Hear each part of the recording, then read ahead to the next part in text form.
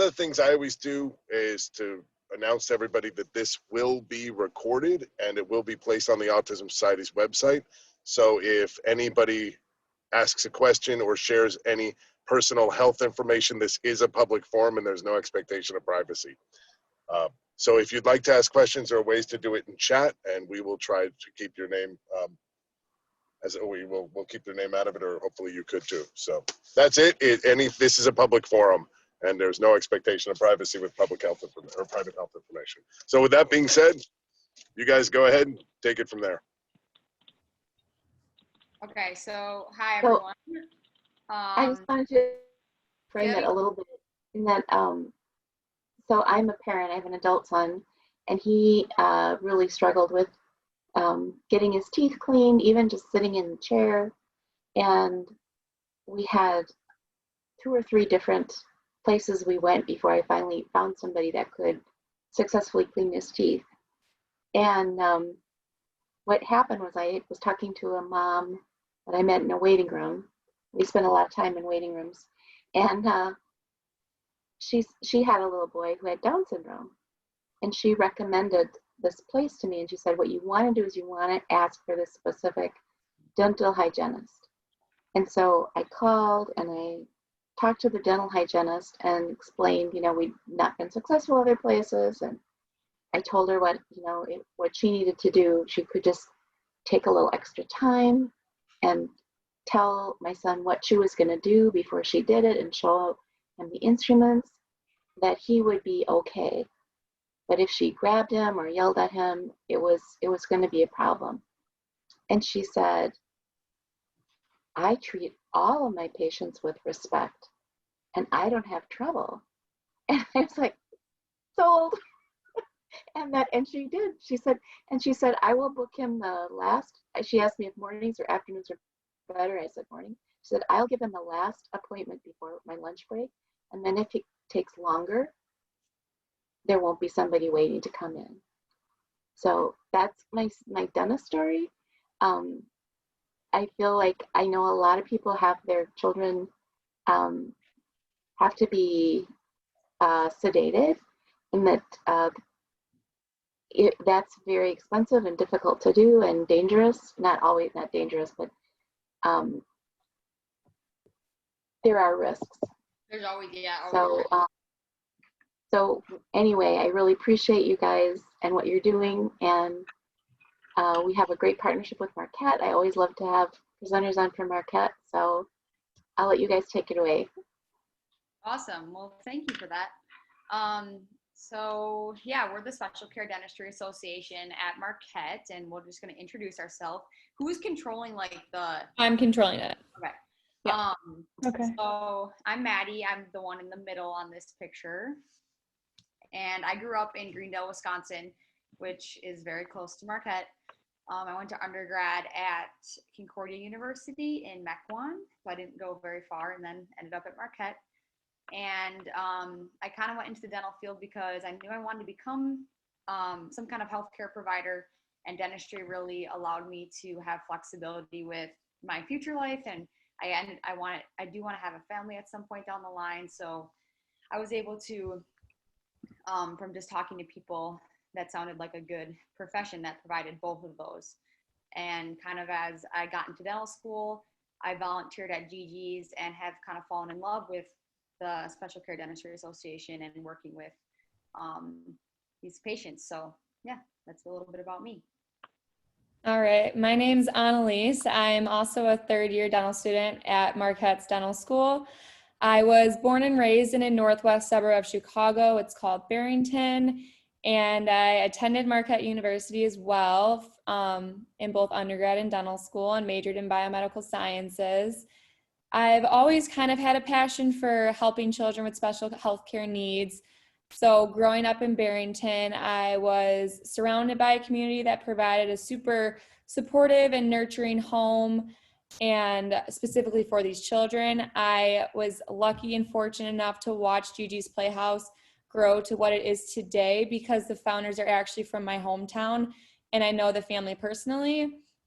And these children just have so much to offer. And so we hope that with this association and with becoming dentists in the future, that we're able to make a difference one day in helping to provide dental homes for all these individuals. I guess Hi. Caroline, you go ahead. I'll go after.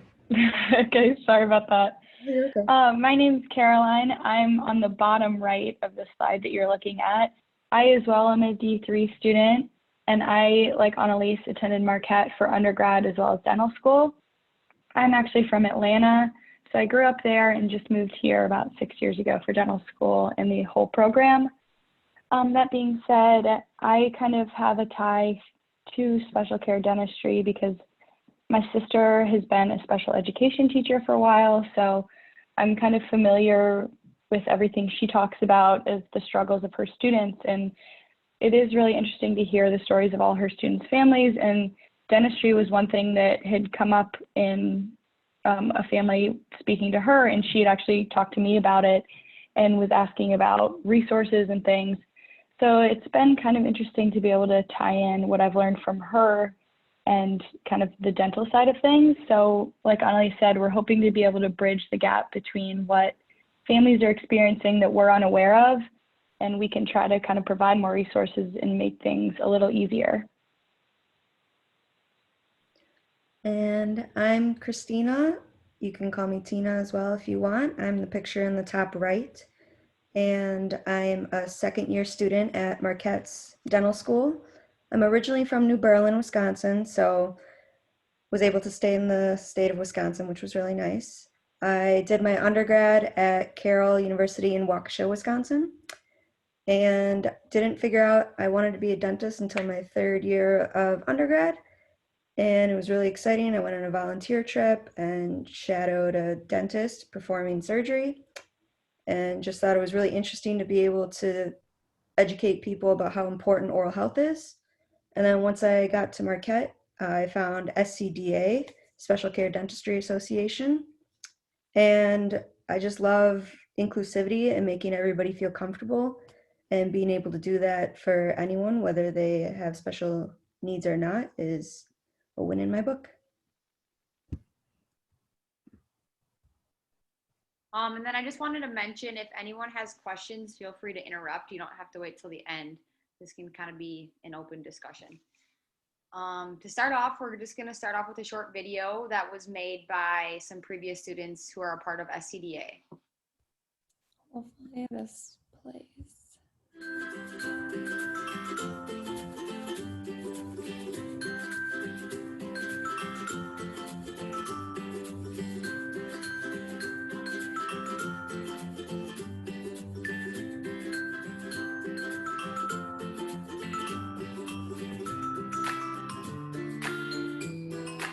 This video represents just like what an appointment would look like at Marquette.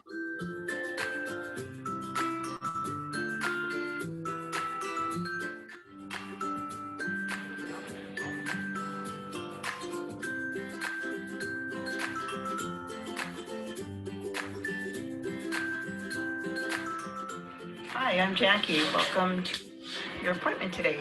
If you'd like to have a seat, your student will be with you in just a few minutes, okay?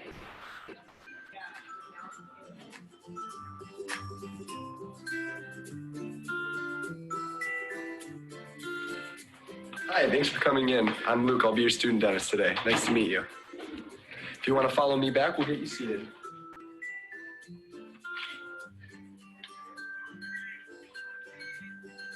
All right, you can follow me back. Good morning. I'm Janet. Welcome to Marquette. You can have a seat right here for me.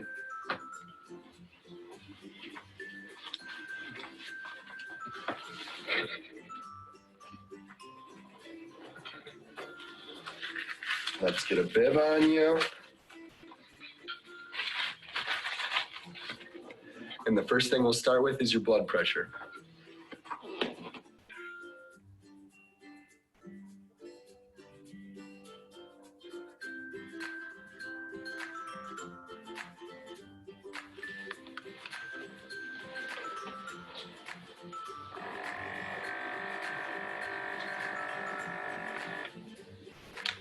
Blood pressure looks great. I'm going to grab Dr. Demigala for a start check. We'll be right back.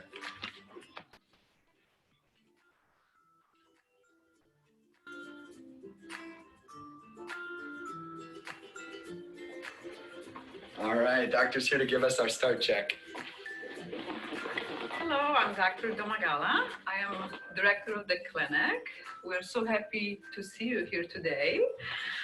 It looks like you are ready to get started, and I will check on you soon. Thank you, doctor. All right, let's sit you back and take a look at those teeth.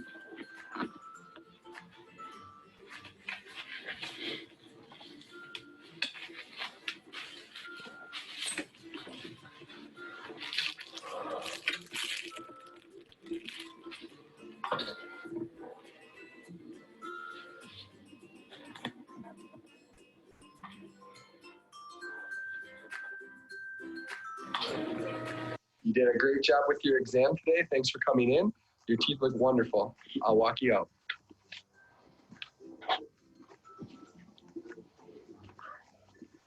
Follow me. And as we're walking you out, we'll stop at the window and make your next appointment to visit you in 6 months.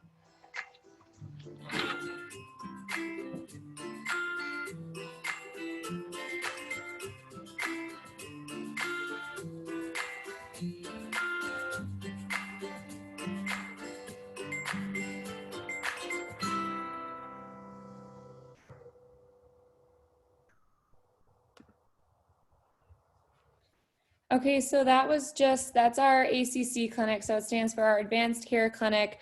This is one of the clinics, press back. This is one of our clinics at the dental school that currently sees patients with special health care needs. And so that is just the look of that clinic and kind of how an appointment would go as we work towards that with the program that we're going to talk about here today. And then I just wanted to kind of bring up this slide. So SCDA, which stands for Special Care Dentistry Association, is a national chapter, and they do have a website. This is their website. There's some resources on there that if you guys want to take a look around, there's just educational resources, kind of about everything. And then I was just doing some searching on there and found this special care dentist referral. And I typed in Milwaukee expecting things to come up and nothing came up. So that's one of the projects that we're working on at Marquette here. I know you guys have a directory, but we are also hoping to get a good list of dentists in the area, and even throughout Wisconsin that, you know, could take on these patients, because like you had mentioned before, not everyone has the patience or is really equipped with the knowledge to do so. So this is one of the projects that we're working towards. And then Marquette is a nationally ranked chapter, and we're pretty proud of that just because it acknowledges us that we're doing good things for the community and really want to help. So yeah. Okay, so what is SCDA and what do we stand for? So again, like Maddie said, it stands for our Special Care Dentistry Association.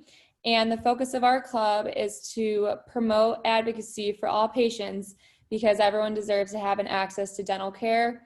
And not only is there this lack of access for healthcare for these patients, but there are actually a lack of providers able to see these patients, whether it's resources, kind of an understanding as to how to properly take care of these patients. So with this program at our school, we hope that we're able to educate our student population to better serve these patients who are in need, and upon graduation that we can add to the number of providers that are currently practicing and continue to raise that number so that all patients can be seen. Like I said, expanding our knowledge about patients with special healthcare needs so that we can better become well-rounded dentists who are able to treat any patient who walks in the door. We currently have students participating from all 4 of our classes at the dental school. So again, we're trying to get this education and these resources out throughout the dental school. And we currently have 10 subcommittees within our association. So academic and leadership, there's awareness and outreach, which is what we are. community service, our dental tolerance, fundraising, legislative, newsletter, research, social, and our national student liaison. So with our academic and leadership, these students have put on different caregiver panels. We've done sign language classes, and their focus has been on giving a helpful tip for the week. So they, for example, this past week we had a little presentation, and the tip of the week was our person first language. So recognizing someone first as a person before their disability. So for example, we would say my patient with special health care needs.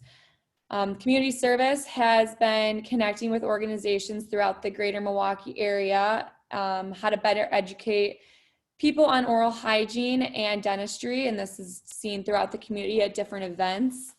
Our legislative is focused on helping members kind of stay up to date on current legislative issues surrounding patients with special health care needs.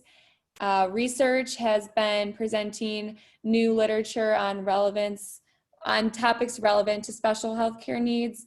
And our student national liaison has been in connection with chapters nationwide and exchanging ideas and incorporating ways to better improve oral hygiene in our patients with special health care needs. Sorry. So some of the events that we have participated at, we've been able to get in. So Night to Shine, which was a really fun event that I did 2 years ago. We had a group of students basically buddy up with a child with a special health care need, and we attended a prom night and did a lot of dancing, a lot of laughing, and just kind of building those relationships around the community. Our Special Smiles event, we screened all the Special Olympic athletes for any dental problems, and also educating them on some oral hygiene. Gigi's Playhouse, we've grown a very strong relationship with over the past couple of years. We have volunteers go there weekly and kind of help lead different sessions. For example, we've done a book club, we've helped with the cooking classes, and so we really hope to continue to grow that relationship and continue to work with the people that are there. We have been coaching for Special Olympics, so that has been from volleyball to basketball, soccer, track and field, volleyball. And then again, the oral hygiene instruction for Special Olympics. We also have a tendency to set up oral hygiene tables at various events in the greater Milwaukee area, just educating people kind of all the time about the importance of oral hygiene. And then we had an event called Coups for Kids. So it was a Challenger League bowling, and this is an event for children with special health care needs or who are severely medically compromised. And each child works with a volunteer to help during the bowling event and stuff, and it's no cost to families. So these are just a few of the ways that we've been able to get involved in the community, build relationships, kind of get the word out about our program here at Marquette. So we are the Awareness and Outreach Subcommittee, as Annalise explained earlier. Annalise, Maddie, and I are the co-chairs of this committee, and Caroline is the current chair of the Dental Tolerance Program, which we'll talk about a little bit later. Our main goals as the Awareness and Outreach Committee is to raise awareness for our chapter, basically through social media and oral hygiene tabling, like Annalise mentioned earlier. And we also want to help recruit participants for our dental tolerance program. So we also made an Instagram account to help with social media awareness, and that is our handles. If you type that into Instagram, you'll be able to find our page at MU_dental tolerance. And we're just trying to start like Special Care Sunday posts and mentioning experiences from past events, whether it be programs or volunteering events, and just more resources and information to give more awareness to our committee.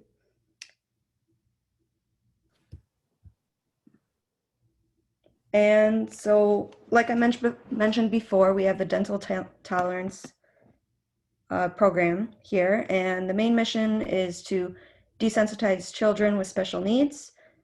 And we really like to focus on both perceptual and sensory needs. And we're just trying to help ease the transition to a dental office.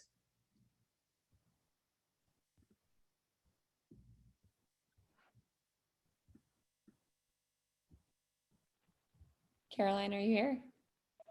Yes. Okay. So our dental tolerance program, just to kind of give you a brief overview of what it's like. So basically, when you decide you want to be a part of the program, your child will be assigned 2 dental students, and those dental students will be making around once a month visits to your home. But again, that's totally changes based on the family. Some families need twice a month. Some really only can handle meeting every other month or something like that. We never want it to be a burden, just whatever's comfortable with the family. Usually the first visit is at the home, just to kind of get your child introduced to the students and go through kind of, you know, the basic introduction. A lot of times no dental talk or even work or anything like that is done that time. It's just more or less to get introduced. And from there is when we kind of start the program. Usually before meeting as well, we also try to make an effort to make sure we kind of get every bit of information we can as to what needs, what various methods we think will work best with the child, as well as just kind of getting to know any behaviors that might be beneficial. So it's really hard to kind of pinpoint an exact thing that we do in each meeting because with each child it is so different. But basically we just kind of individualize therapies that can best suit your child's needs and get them progressing towards when they could visit an office. And the end goal is to eventually be at a dental tolerance day, which is at the school. If you want to go ahead and click to the next one.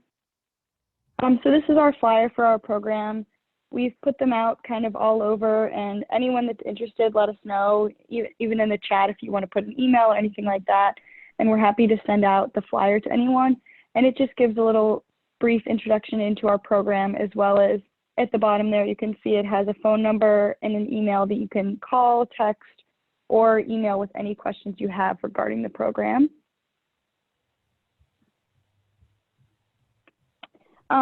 So just to kind of give you a before and after. So before COVID, the ideal goal, like I said, was coming to your home, the 2 meetings, the first one being kind of the introduction, and then we start into all the individualized therapies, whether that's, you know, starting from even just being able to let me count your teeth and, you know, just kind of introductory things. And culminating with the dental tolerance day where the children would be brought to the school. They're given a chance to kind of interact with the air and water syringe and all the kind of different instruments just to get used to the feel, the sounds, everything that a dental office would have. As opposed to, yeah, I think it's a little bit later. Oh, sorry. As opposed to now how things are changing a little bit, which we'll touch on later. But just to give you kind of a brief overview, that's what it looks like. And like I said, the individualized therapies are so different for every family. But we do try to kind of keep some things the same. We start with materials like gloves and gowns, getting used to seeing students in scrubs and shining a light in their mouth, things like that. And we kind of work our way up to being able to put a mirror in your mouth and look at your teeth, and even as much as trying an x-ray in your mouth, things like that. So we'll talk a little later about how they've changed, but that's kind of how things were prior to COVID. Yeah, and one of the most important things that we like to establish with each of the participants is just gaining trust. I feel like trust has been the biggest problem in coming to a dental office, introducing new people, new places, new sounds. So having trust between you and the patient is extremely important. So just those initial interactions with the child are very important to us. And that's why, as Caroline mentioned, that we don't just jump right into the treatment and the therapy, and we kind of get to know them. We establish that relationship, because if they trust us, then they will be a lot more inclined to open their mouth for us, to let them count their teeth. And just increasing that trust is also going to increase their comfort with what we're asking them to do and asking them to try.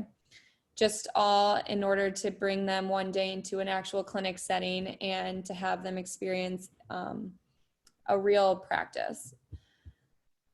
So some testimonies from previous students who have been part of the program, just to kind of get to touch on how we as dental students feel in participating in the program. It's been very eye-opening for a bunch of different people, and we learn so much from going to these home visits and learning the different types of therapies and how to interact and kind of have the child progress in the way that we want to see them. So someone said it was incredible coming back month after month, being able to see such progress with my own eyes. And that comes from trust. That comes from that level of comfort between the student and the child, and that relationship that they've built. And that's really fun to be able to see that progress. Another person said it was really cool to see the progress that the child I was paired with made. The first few visits, he wouldn't even open his mouth for us, but by the end, we were able to use dental instruments in his mouth, practice taking x-rays, and help him with brushing and flossing. I am sure that his transition to private practice will be a lot smoother now that he has had exposure to the dental environment. And that's kind of what it all comes down to, is easing this transition into a private practice and making that easier for both parents and for the child, because we know it can be a little bit stressful, I'm sure, for the parents, just seeing their child upset and not wanting to kind of just go with the process. And it can be a daunting task to bring them to these visits, because you might not know how they act or how they're going to act and respond to different types of stimulus, and like the lights, the sound. It can be a lot going on at an office. So we like to start them at an easier spot for them and just having them open their mouths. And then by the end, it like the student said, practice having x-rays in their mouth and even brushing and flossing. That's been huge. And the last person said, I could tell that the visits we made to our patient's home made him feel more comfortable and more trusting of us. At first, I think our gloves, glasses, masks, and coats were a little intimidating, but after a few visits, he expected us to show up like that and was much more at ease with the protective gear we wore. He even liked trying on the gloves and masks himself. So you can just see the progress that these students have been able to make with these patients and have fun with it. And the participants are very happy when they trust the student that they're with. So that's really important. Maddie? I know we touched on kind of what goes on as far as things we do to make the children become desensitized. And so that tell, show, do, which I know Emily focused on at the beginning, we kind of showed our patients everything and practiced on each other before attempting it on the patient. And that just really shows that it shows the children that, you know, this is what we're doing. They can see that, and then they become more trustworthy.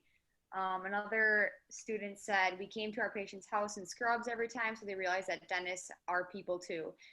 Seeing people in scrubs, I know, can just kind of be fearful for anyone, or even in that white coat, that can be fearful because you get an association that kind of gets programmed in your head. And then they also said we used everyday dental things like gloves, masks, smear, floss, and incorporated it into play. So these patients are able to learn that, you know, these things, we're not trying to hurt them, we're trying to help care for them, and kind of be a positive association with those. And then the last student said, we brought gloves, floss, toothbrush, mirror, probe, x-ray, bite pieces, and coloring sheets. We would show him how to brush, then have him brush. Then we counted his teeth slowly, building up to the whole mouth.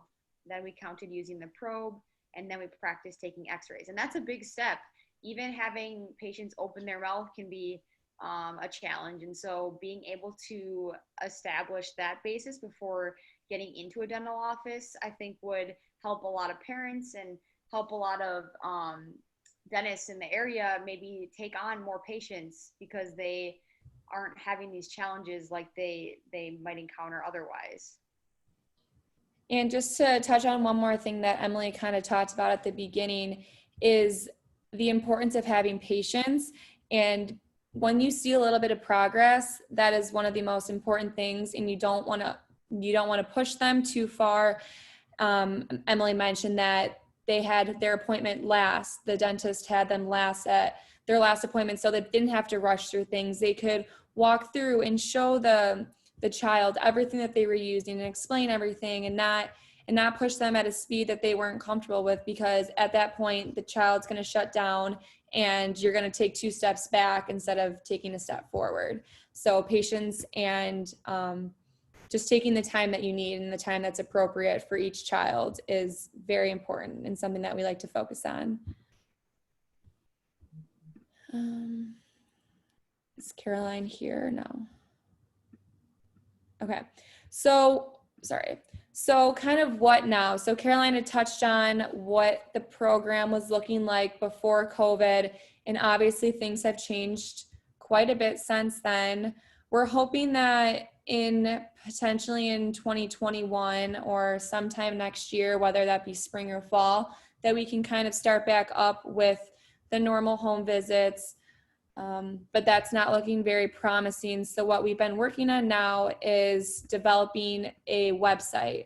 And so this website is going to have resources that are continuously updated. This will aid in replacing the home visits for the time being. So basically what we're going to do on the website is post videos of different procedures that we would walk through with the kids. We would have almost like a Word document kind of explaining to parents how to introduce new things to their child, how to talk about a certain instrument, how to have them open their mouth, and just little things like that. And we're hoping to have this website go live here in the next couple weeks. We're working on our kind of introduction promotional video October 10th, that weekend. And again, with the educational videos, we're hoping to kind of have a sequence of steps that we can have parents at home be watching, and instead of kind of replacing us students in the home visits. So they would be able to see these videos and work with their child and kind of hopefully see that progress without us actually being there. As I said, so the videos for parents and the different appointments that the students would normally have been doing. So where exactly to start, what to look for, and how to introduce things to their child, and explain exactly what they're doing, because terminology with children is very, very important in getting the message through. They don't understand things like adults do. So we have to use phrases and things that kind of make sense for them and are a little more comforting.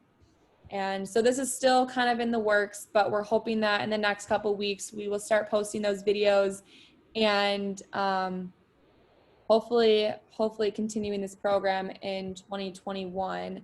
But for the time being, we're really hoping that this continues to educate parents and continues to promote the program in a positive light and to still see progress with these children. So finally, these are the resources that we offer as a committee. Like we mentioned, we have the website that is still being edited with the videos and just more information that is going to be available to everybody about the program and just in general. And we're also in the process of creating a list of providers in the greater Milwaukee area with this program or just offering services to kids with special needs in general. And we will keep you all posted once this list is finalized. We also have our educational flyer about the dental tolerance program, which we showed earlier, and I'm sure that will be on the website as well once that goes live. And we also have our dental tolerance email, which is mudentaltolerance@gmail.com. If you're interested, if you have any questions at all, please feel free to email us. again, Caroline Lynch is our current chair for the dental tolerance program. And we also have access as the awareness and outreach committee as well. So again, the awareness and outreach committee and the dental tolerance program committee works side by side too. So if you email with any questions, someone will be emailing you back and we'll hopefully be able to help you soon. Or if you know anyone that is interested and would be or benefit from this program, feel free to have them email that. That email is linked to Caroline's. Caroline will receive all the emails from that. So we can open it up to any questions. I don't know if anyone has anything that they want to ask us. If not. So I might have missed this, but what is your program doing during the pandemic? So what we're doing now is we're in the works of developing this website, and we're hoping that we can post videos, basically like a weekly appointment. So instead of having the students go to the home and conduct that home visit, we're hoping that we can post different appointment sequences and just the steps that we hope parents can kind of go through with their child on their own, just because with the COVID restrictions, we don't want to be going into homes and it's not comfortable for people. So we're hoping to just kind of mock those same home visits, but via this website and posting videos and just aiding in the explanations and creating Word documents, just kind of sequencing exactly what the videos are showing.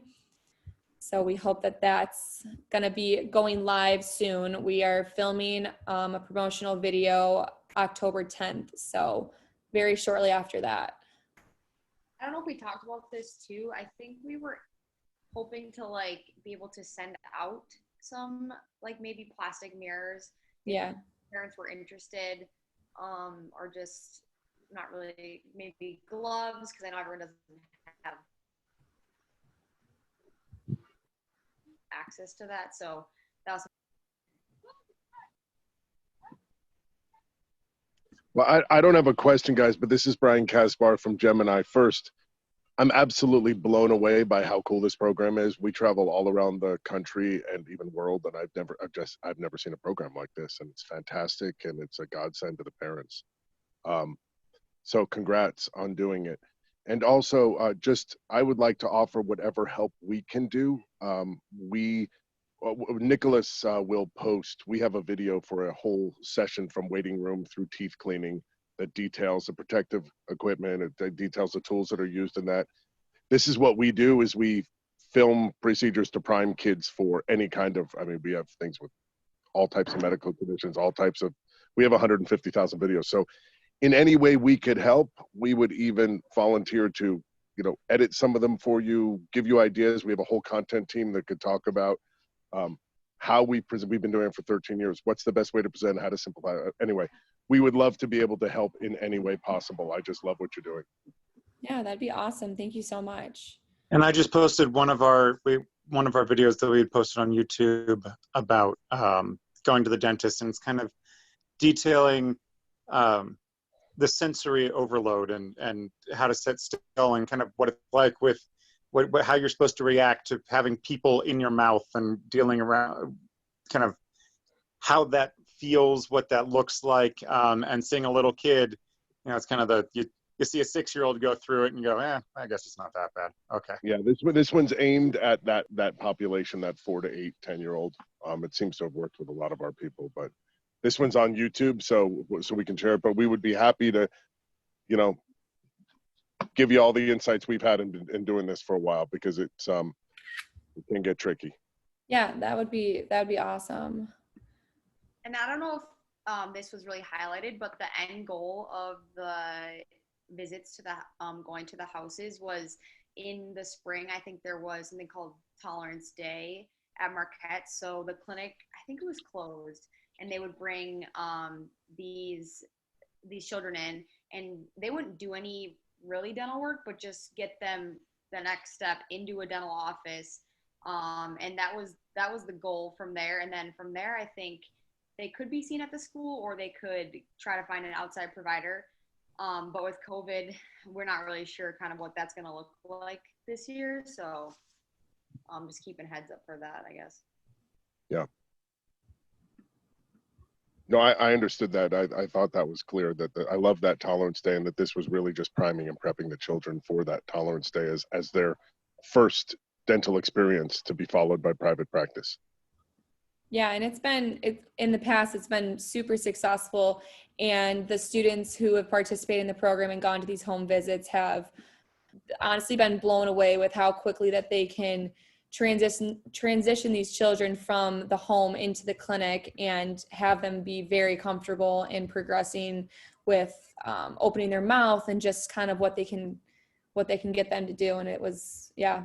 So we're kind of bummed out that the tolerance day last year or this past spring couldn't happen, but hoping in the future that we can organize something that could be more socially distanced and stuff, because it was a good thing to be able to bring them into the school. Yeah. Well, thank you guys so much for sharing this. This is a wonderful program. We're lucky to have it in Milwaukee. Yeah, of course. Right. Are there any other questions on the chat, or? Not Nope, that we have the YouTube link. Okay. Well, thank you. I think then Emily, we just wrap it up and it will be on the website. Yep. Yeah. So Okay. thank you. Thank you Thank you, guys. everyone. Okay. So Emily, should I just hit stop sharing, or how should? Yep. You can just end, and then I will save the video. Awesome.